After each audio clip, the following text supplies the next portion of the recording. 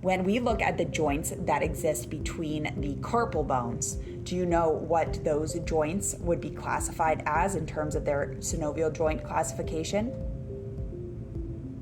The intercarpal joints are classified as gliding or plane joints. They are considered non-axial in their planes of movement because they just slip and slide and glide past each other. They do not move in a particular plane. How would we classify the joints between our phalanges? The interphalangeal joints are classified as hinge joints because they only permit one plane of movement, a flexion and extension movement, in the sagittal plane. So therefore, they are considered uniaxial. How would we classify these joints from a synovial joint classification standpoint?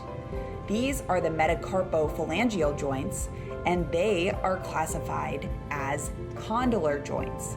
Condylar joints are biaxial because they allow for movement in both the sagittal and the coronal plane.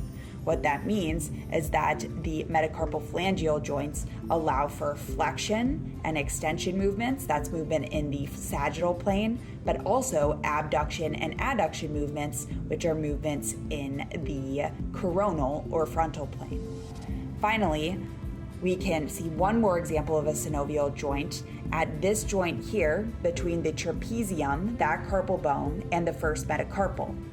This synovial joint is classified as a saddle joint.